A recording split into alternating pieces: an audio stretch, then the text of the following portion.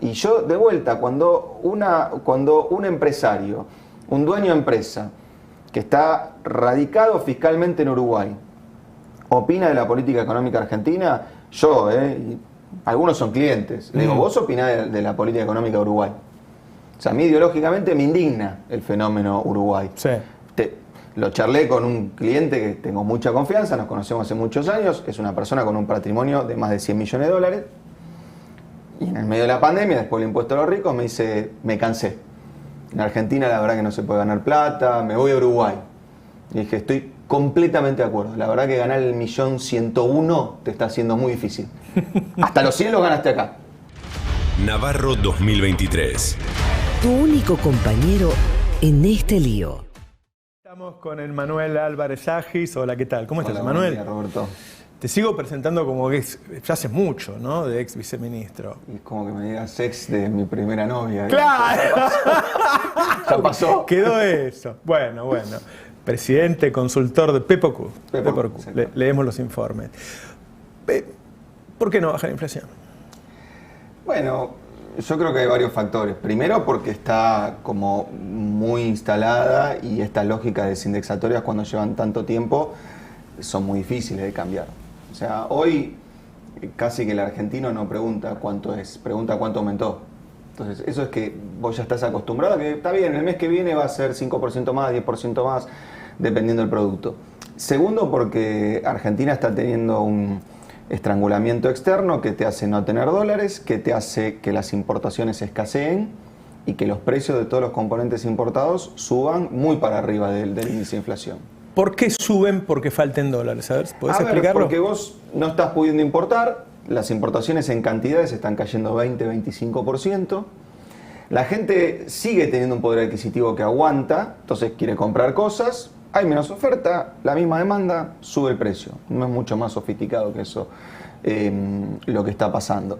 Entonces el problema es que si uno quiere configurar una inflación en torno al 4 o 5% mensual, pero tenés un componente importado, que en la Argentina es importante, 30-40% digamos de los productos que consumimos vienen de afuera, directa o indirectamente, pues son insumos, etcétera. Bueno, si eso sube, como está subiendo en los últimos meses, al 8 y los precios suben al 4, eso en algún momento se rompe, no es consistente. La nueva administración, digamos, el ministro Massa hizo bastantes cosas para que la economía se acomode en un 5% de inflación. Por ahí uno cree que fue solo precios justos, pero la verdad que es mucho más que precios justos. Primero porque precios justos es un congelamiento de 2.000 productos. Pero no es lo más importante de la medida. Lo más importante de la medida es que el resto de los productos suben al 4. Entonces, cuando uno mide las góndolas de la Argentina, la verdad que el 90% de los productos están subiendo al 4. Sí. Después de eso dijo, bueno, si los precios van a subir al 4, no podemos devaluar al 6 mensual. Entonces empezó a devaluar al 5. Ahora, tercera fase de eso es tratar de que la paritaria, digamos, refleje esa nueva dinámica de inflación y no te negocie por la inflación pasada, sino por la expectativa de que vayamos un año de 60-70%.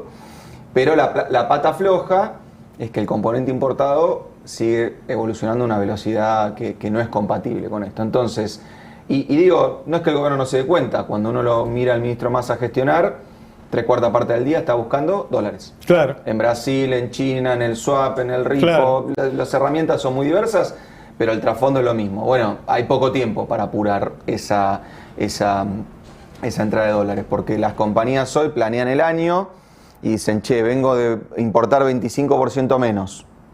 La gente todavía aguanta la demanda. ¿Qué hago? Y planteo un año 25% abajo, pero con los precios 20% arriba. O sea, yo soy empresario, me cuesta importar, pero sigo teniendo demanda. Entonces tengo poco para ofrecer, tengo mucha demanda, subo los precios. Exacto, es eso. Ahora, en cualquier economía sin inflación, lo que pasa con eso es, suben los precios de los importados, la gente dice, che, no, voy a consumir otra cosa, y queda como un ruidito de un mes, 2 meses, 3 meses, y después la cosa se acomoda. Cuando vos venís con las pelotas indexatorias, cuando vos venís con la dinámica de cuánto aumentó, ¿cuál es el problema? Si los importados suben al 8, vos no le podés pedir a los asalariados que cierren 5% mensual de paritaria. Te van a decir, che, viene al 8.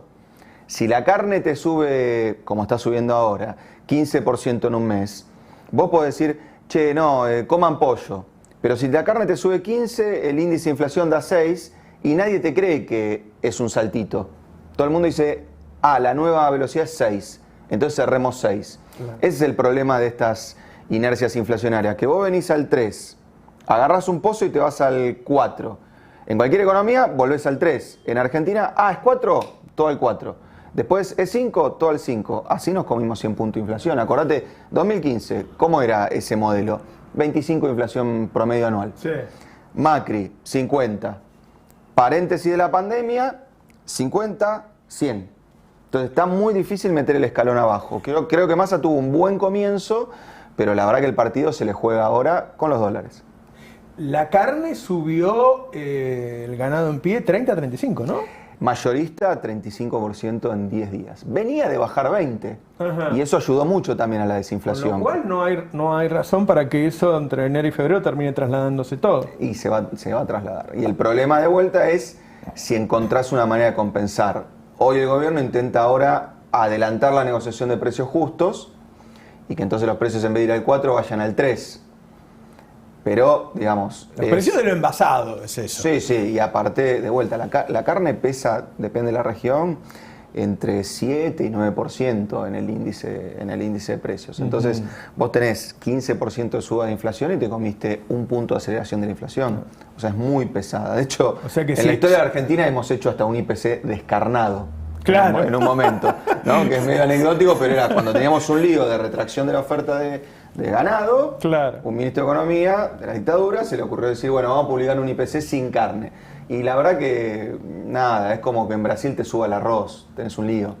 O sea que si en enero cerraste al 5, 5 y pico, en febrero te puedes ir al 6 de nuevo. En febrero te puedes ir al 6, salvo que logres que las cosas viajen al 3 y que compenses. Digamos. Esas cosas de empresarios que le faltan dólares y tienen demanda. Sí. Mira, vamos a hacer una recomendación financiera. Llena el freezer. Claro. Porque en febrero la carne va a ser más cara que en enero. Eso va a pasar.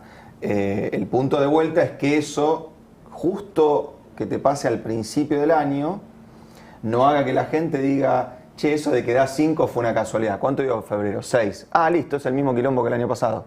Entonces vamos de vuelta a paritaria del 110. Y los empresarios dicen, y si la paritaria es 110, voy a subir los precios al 110 y terminamos 110. Ese salto a mitad de año, cuando sale Guzmán, pum, nos vamos al 7 y pico y después nos costó bajar. Bueno, hay, yo creo, 2 factores. Primero, porque si no uno parece que contempla las cosas cuando le hacen mal y se hace el distraído cuando le hacen bien. El primer semestre de este año, Argentina siguió sufriendo en términos de inflación los coletazos de la crisis internacional porque los precios en dólares subieron muy fuerte.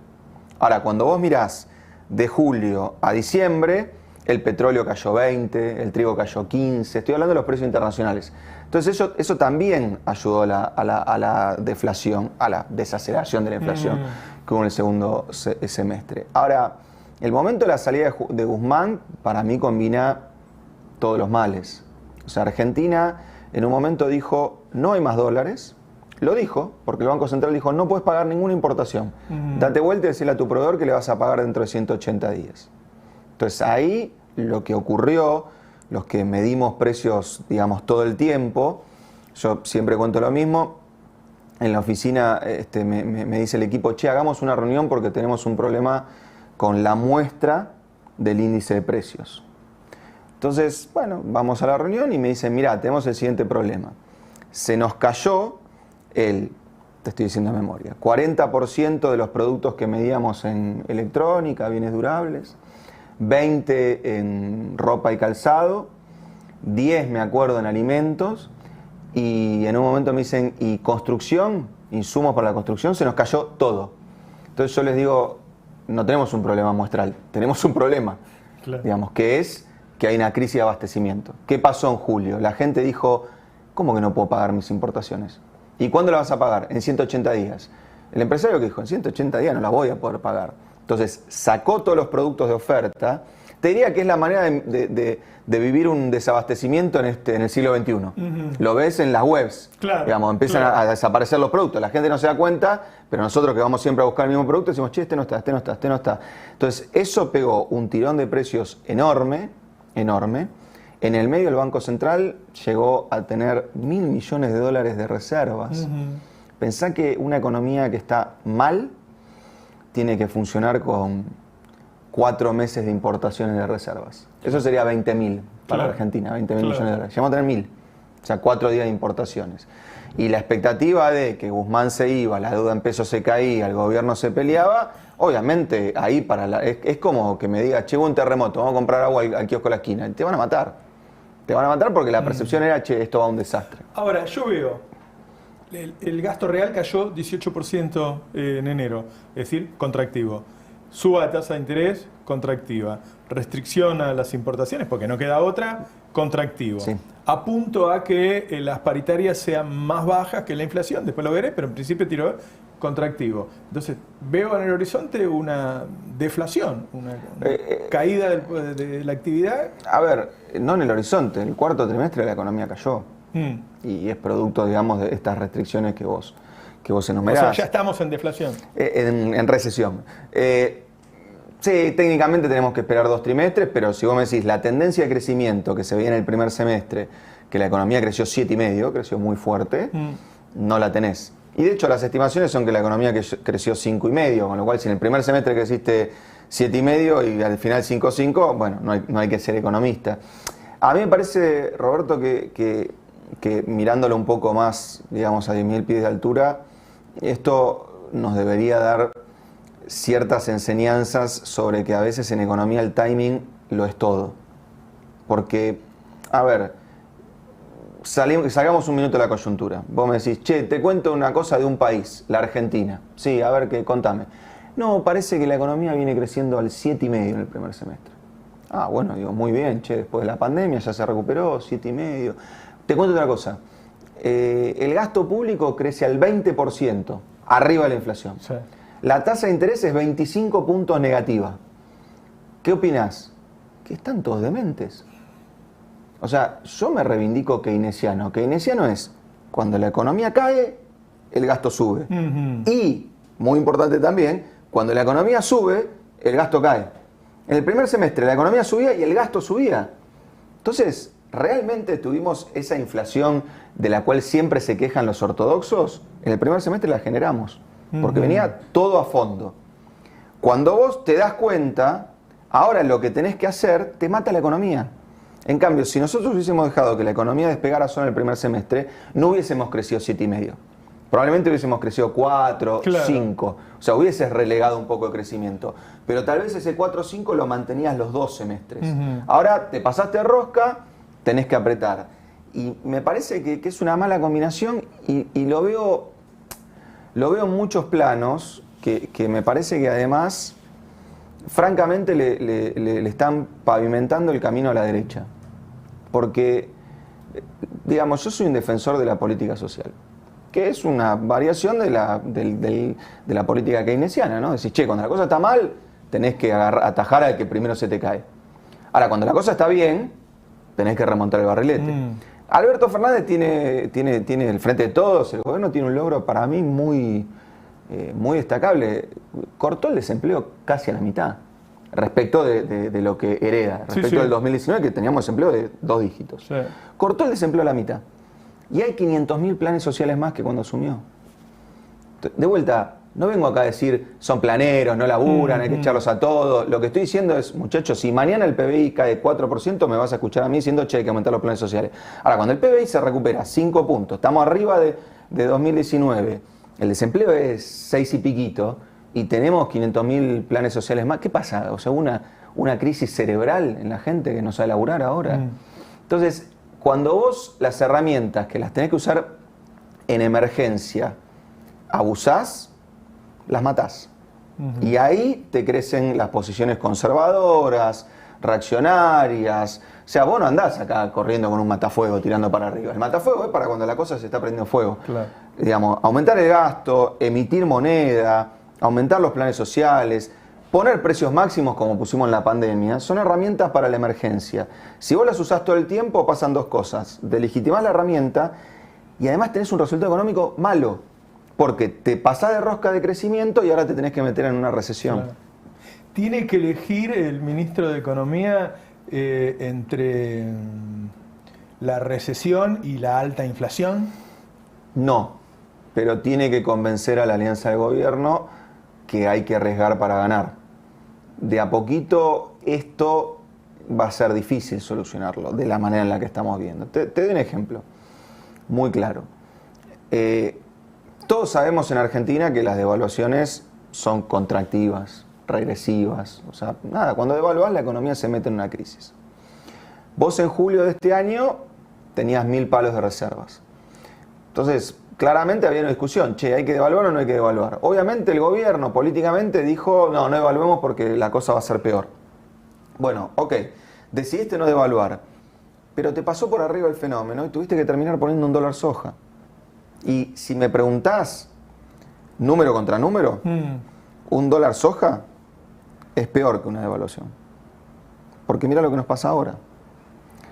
Cuando se dijo el dólar soja es por única vez, yo dije, ok, listo, el matafuego, una emergencia y lo guardás. Cuando los exportadores te tomaron el tiempo y sobre todo, cuando vos ves que hay más dólares en los silos que en el Banco Central, la negociación la maneja el que tiene más dólares. Entonces fíjate cómo es la dinámica, dólar soja, te liquidan un montón, se va el dólar soja, no te liquidan nada.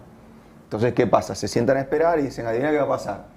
No hay 2 sin 3, vamos a ir al dólar soja 3. Entonces, ¿qué te está pasando? Le está devaluando al sector más competitivo de la economía, al más competitivo de la economía, y encima estás restringiendo las importaciones. No es que esa devaluación te alcanza para aumentar las importaciones. Entonces, la verdad que no en julio, yo era de los que pensaba que había que hacerlo post elección de medio término, en el marco de la discusión con el fondo, tendrías que haber reseteado la economía.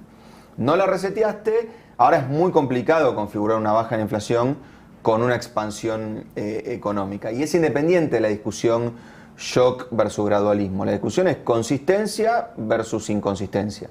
Vos, si le devaluás 40% a tu sector más competitivo y por otro lado las economías regionales tienen que exportar con un dólar que está en niveles históricamente bajos, no bajísimos, pero bajos. El dólar oficial está abajo. Sí, no bajísimo, no de esos dólares que volás por el aire, pero si nos mandamos otro año más de 20-25% de apreciación, vamos a tener un problema. Podemos decir que sufrimos todos los males de una devaluación, pero no las virtudes, porque no decidimos devaluar directamente. Exacto, y yo creo que... Es una de esas cosas que se volvió mala palabra y que entonces no lo usás como herramienta en los momentos que lo necesitas. Mira, para salir de Argentina, ¿cuál para vos es el líder más importante de izquierda de la región? Lula. Bien. ¿Lula tiene la tasa de interés baja o alta? ¿Ahora? Sí, en general, en su mandato. Alta. Digamos, ¿Lula respetó la independencia del Banco Central? Sí. ¿Lula tuvo superávit fiscal? Sí. ¿Eso lo hace derecha Lula? No. Entonces, en la medida que, digamos, que Alberto Fernández, o ahora el propio ministro Massa, son de derecha, son de izquierda, porque agarran un destornillador en vez de un martillo, bueno, dejamos a la política sin herramientas. Digamos, Néstor tuvo superávits gemelos y mucha gente decía, los fundamentos del modelo son los superávits gemelos. Y yo ya en ese momento decía, no muchachos, los superávits gemelos son una circunstancia y en algún momento tal vez va a haber que tener déficit gemelo. Entonces no nos casemos con una herramienta porque un día, dicho y hecho, vino la crisis subprime, el fisco perdió recaudación y Cristina dijo, no me importa el superávit, voy a poner la asignación universal por hijo. Y menos mal, porque si no hubiese sido una tragedia. Entonces me parece que nos está pasando eso. Un dogma del déficit.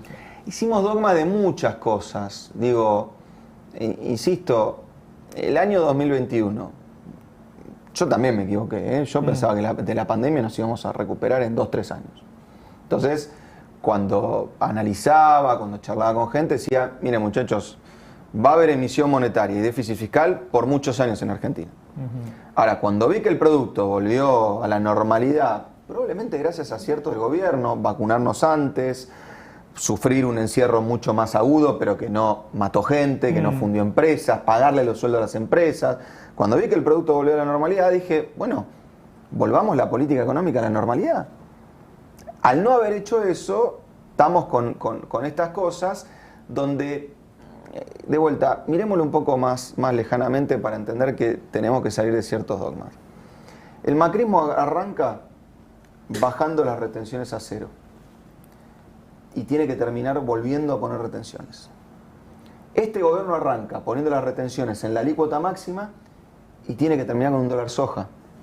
Entonces, ¿no sería más razonable sentarse con el campo en una mesa y no ponernos todos de acuerdo? Cagarnos a puteadas 6 meses seguidos y decir, miren muchachos, cuando la soja vale 200, nosotros le tenemos que dar plata a ustedes.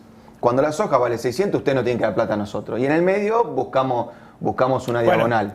Cuando Cristina presenta las retenciones móviles, tenía algo de eso y le rechazaron.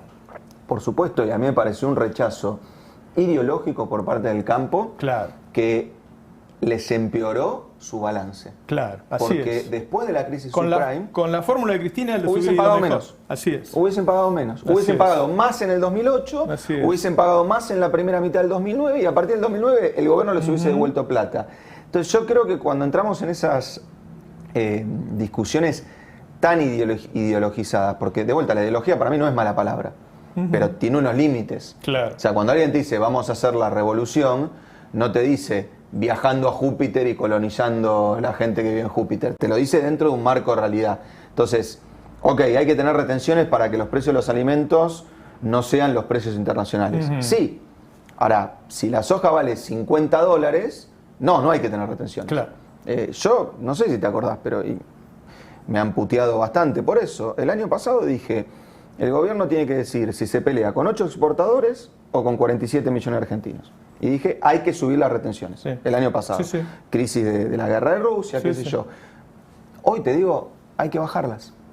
Porque estamos en la segunda peor sequía de la historia. Entonces, yo sé que acá hay que no llora, no mama, pero si esta vez el campo llora, tiene razón. El año pasado había que subírselas. No se las subimos. Entonces ahora, fíjate lo Podrías condicionar los ritmos de la liquidación, ¿no? Bueno, en pero esa fíjate el negociación. anuncio de ayer. Fíjate el anuncio de ayer. De vuelta, porque estás contra las cuerdas negociando. Claro. O sea, devolvés impuestos, subsidiás tasa de interés para los créditos y la liquidación de enero fue la menor de la historia. Y no tiene que ver con la sequía. Te va a obligar a un soja 3. Sí, claro. Sí, por eso te digo, viste, yo atrás lo charlaba con un amigo que me decía que tiene hijos, ¿no? Y me decía, la verdad que es como cuando yo le di la tablet a mi nene por primera vez. Después no se la puede sacar. Entonces, Claro. el dólar soja es esto. Le decís, che, ahora podés liquidar a 250 mangos. Pasa el momento del dólar soja. El productor mira 180 y dice, ahora no te liquido ni en pedo. Porque además te sobreliquida cuando hay dólar soja para aguantarte cuando no hay. Entonces, insisto, necesitas tener una medida un poquito de más. Yo sé que es difícil, sé que vienen las elecciones y sé que Massa agarra una situación al borde del colapso. Entonces, en ese sentido, lo entiendo a Massa. En otro sentido, lo culpo, porque es parte de una coalición que con sus peleas internas nos puso al borde del colapso. En julio, yo por primera vez dejé de decir que la probabilidad de hiperinflación era 0. Pues si vos tenés $1.000 millones en el Banco Central, estás muy cerca de quedarte sin dólares. Claro. Y si te quedas sin dólares, el dólar no tiene techo y eso puede espiralizar la economía. Entonces, Ese es un activo que además no se puede poner en valor. Es decir, Massa evitó la yo hiperinflación. lo pongo bastante en valor todos los días. Massa evitó la hiperinflación. todos los y días. Roberto evitó algo más importante. No, pero las cosas que no pasan, vos no te levantás a la mañana y decís, qué bueno que no soy ciego. ¿viste? No, Ese- está bien, pero yo en julio, en muchos ámbitos de discusión, la cuestión era asamblea legislativa, adelantamiento de elecciones. Claro. Todos éramos lo suficientemente precavidos como para no decirlo en público, pero esa Ahora, discusión se Massa lo ocurría. pudo hacer porque tuvo el consenso de Cristina para hacerlo, Por supuesto. que no tenía Guzmán. Ahí es donde, de vuelta, yo no personalizo la política, pero no entiendo. La verdad, no entiendo. No entiendo cómo nos negamos a hacer una reversión de una política fiscal que había permitido superar la pandemia cuando la pandemia se fue, que implicaba, para poner una magnitud, subir las tarifas, vamos a hablar para que la gente entienda, subir las tarifas por 10 mangos. No se puede, es un tarifazo, Guzmán es ortodoxo. Te quiero aclarar, para mí Guzmán tuvo 1000 errores. Estoy hablando de la medida, no de la persona. 10 mangos quería subir las tarifas. No. Llegamos a julio, 1000 palos de reservas, 150% de brecha cambiaria. Viene Massa, la sube 100. Literalmente la sube 10 veces más que Guzmán. Sí. Y ahora está bien. Entonces yo, de vuelta, es muy raro de entender. Insisto, veníamos con que había que poner retenciones. Y el kirchnerismo presionaba al presidente para que ponga retenciones. Y no, dólar soja. Entonces, parecemos los locos Adams administrando la política económica. Me toca explicar esto y la gente me dice, ¿cómo puede ser que ahora apoyan lo que antes no apoyaban? No sé. La respuesta más genuina es no sé. Y me parece que, insisto, estás con un problema de legitimidad, porque ahora obviamente la derecha te dice, ¿viste? Estás haciendo lo que yo decía que había que hacer. Claro. Y eso te pasa por haberte relajado durante 10 meses, por lo menos. Si nosotros tomábamos esta decisión de reconfigurar la política económica en diciembre del 2021, el ajuste que había que hacer era un cuarto del que estamos haciendo hoy. ¿Por qué? Porque tenías 10.000 palos de reservas. Claro. Cuando tenés 1.000, tenés dos formas de acomodar la economía para recuperar reservas. O devaluás, o vos restringís las importaciones igual que si hubieses devaluado. Claro. Entonces, la verdad que es lo que vos decías, es como que devaluás todos los costos, ningún beneficio. Pero porque te dejaste estar, y eso lamentablemente lo pagas caro. ¿Qué posibilidades hay, y esta es la última, de que la inflación se acomode para las elecciones? No, yo creo que es muy, muy complicado, primero porque me parece que además de inflación, cargamos con un desequilibrio de precios relativos que te genera que la inflación, digamos, siga su curso por más que vos hagas medidas laterales. Cuando uno dice hay un lío de precios relativos es difícil de explicar, pero déjame que te cuente una comparación que hicimos hace 2 semanas que me parece importante. Agarramos 10 países de la región más Estados Unidos y dijimos, agarremos un laburante. Agarremos un tipo que cobra un salario. Y fijémonos cuánto le alcanza ese salario para comida, ropa y zapatillas, bienes durables, auto, alquileres, servicios públicos. De esa manera vos, porque vos me decís, ¿sabes cuánto vale comer en España? 7 euros. Vamos a España. Yo te digo, no, boludo, ¿y cuánto ganamos en España? Porque si ganamos 100 euros por mes, claro, nos morimos de hambre. Entonces, para evitar ese problema, vos comparás las cosas en términos de lo que cobra el tipo que está viviendo ahí. Sí. Argentina es uno de los países más baratos en comida y es uno de los países más baratos, siempre en relación a tu salario, en servicios públicos. Ahora, es el segundo más caro en ropa y calzado, es el más caro en bienes durables, es el más caro en autos, es el segundo más caro en alquileres. Entonces, pensá en ese asalariado. ¿Cómo la pasa bien ese asalariado? Morfa se tiene que bañar 14 veces por día porque el agua es barata, dejar todo prendido, tener 7 aire acondicionados. No los puede comprar, porque los bienes durables están carísimos. Claro. Y puede recorrer la capital en colectivo todo el día, claro, haciendo turismo. A ver, yo, digamos, estas cosas me sorprenden. Vos querés decir que, además, al haber determinados precios retrasados, se van a acomodar. Es que y eso y además tenés la indexación de todos los precios la inflación regulados. Y te empioja el modelo que vos le querés ofrecer a tu electorado. Porque, a ver, la otra vez hablaba con un amigo que vive afuera, ¿no? Y me dice, me fui de vacaciones, ¿a dónde? A tal lado. Y digo, ¿por qué te fuiste a tal lado? No, me dice, ¿sabes lo que gasto en nafta si me voy a no sé dónde? Claro. Acá, la gente que se fue a Mar del Plata ahora, vos le decís, ¿cuánto gastaste en nafta? No, ni puta idea. ¿Y comer qué tal? No, comer carísimo. Está todo al revés. Vos no te cuidás en dónde vas a comer afuera cuando vas de vacaciones. Te cuidás en el pasaje de avión, que te matan, claro, el hotel, claro, o la nafta. Claro. Lo otro, entonces, para un asalariado, ¿no es mejor que las zapatillas valgan más baratas, pero que tenga que cerrar la canilla cuando se lava los dientes? Claro. ¿No es mejor que hoy, digamos, hay todo un fenómeno sociológico que discuten que la juventud no le importa nada, se delira la plata, y hay toda una visión, viste, moderna de que la juventud, si se mide en términos de su sueldo, para comprarse una casa, para comprarse un auto, nunca estuvo tan mal. Entonces, Claro. ¿qué mierda va a hacer? Y bueno, va a tomar una cerveza a la esquina, que para eso le alcanza. Claro. Entonces, yo creo que como el Frente de Todos tiene un recuerdo de un gobierno donde sí los autos eran baratos, los alquileres eran asequibles, Así es. los bienes durables eran baratos, al punto tal que vino Cambiemos y que dijo, se creyeron que se podía Claro. comprar un celular, un Claro. plasma, un aire acondicionado. Ahora no nos lo creemos, no nos lo podemos comprar. Entonces no es lo mismo en este contexto internacional y con los problemas que nos dejó Macri, hacer la misma política que entre 2013 y 2015, porque sale este embrollo Claro. que no le sirve al asalariado. Entonces yo cuando escucho a la oposición también decir, no, hay un problema de precios relativos, hay un montón de precios relativos que están atrasados. Tienen razón. El único precio relativo que no escucho decirle que está atrasado es el salario, y es lo que más atrasado está de todo. Claro. Entonces yo creo que, me parece que antes de las elecciones eso no se puede arreglar, pero me da la impresión de que este final del mandato de Alberto Fernández, por lo menos deberían empezar a aparecer algunas pistas de cómo creemos que vamos a poder arreglar esto si la sociedad te da una segunda oportunidad. Porque Claro. ofrecer esto a la sociedad no es negocio para la sociedad, no es negocio para el votante del Frente de Todos. Es todo un dato ese, o sea, vos no dijiste imposible, pero dijiste, yo te pregunté si se podía bajar la inflación para las elecciones y dijiste es muy complicado y explicaste tu posición, la argumentaste.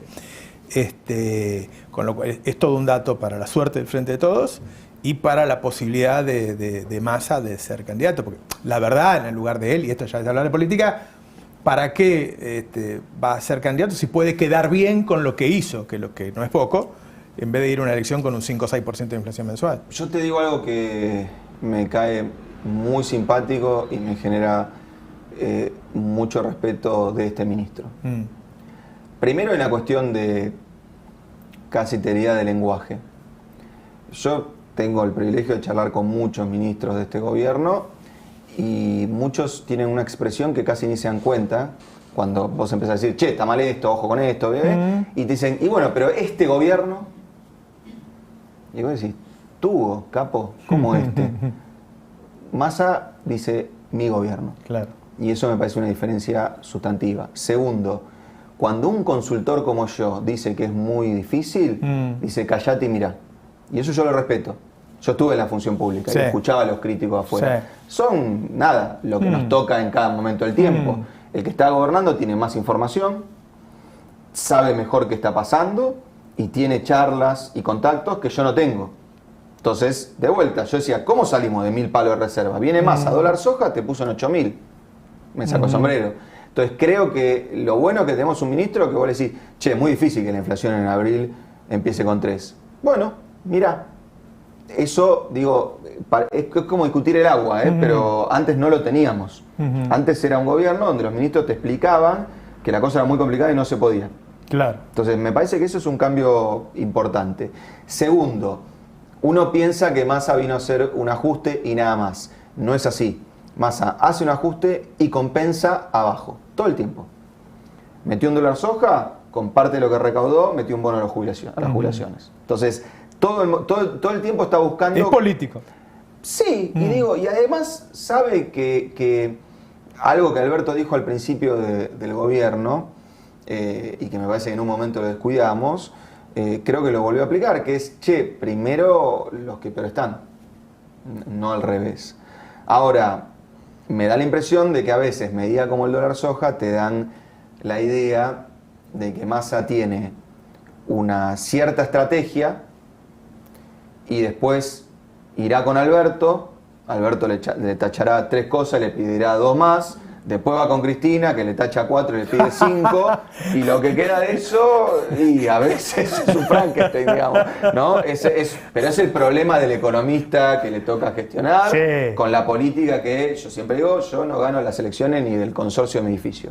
Entonces la gente que gana elecciones, Claro. un economista le tiene que tener un respeto absoluto. Absoluto. Claro. Sabiendo que el tipo por ahí no sabe economía. Claro. Pero sabe otras cosas que el economista no sabe.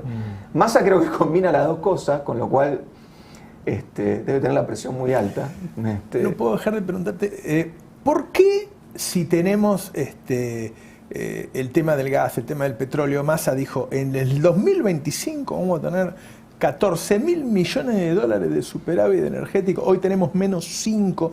¿Por qué si tenemos todo ese activo que ya está fluyendo? Ya no es una promesa, es presente. ¿Por qué no nos podemos sentar con los acreedores y decir, flaco, mirá la que tengo, yo soy resolvente, negociamos de nuevo, porque acá vas a cobrar seguro, acá no falta guita de ninguna manera? Porque no nos creen y esta vez tienen razón.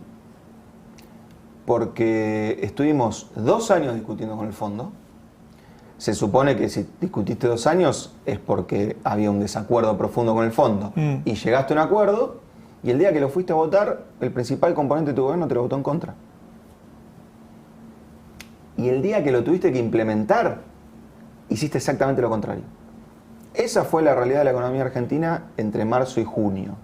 Entonces, a mí muchas veces, ¿viste? Me dicen, no, pero a vos te ofreció el Ministerio de Economía, no quisiste agarrar, ¿por qué? Y ahora hablás. Digo, para aclarar malos entendidos. Si vos el 10 de diciembre de 2019,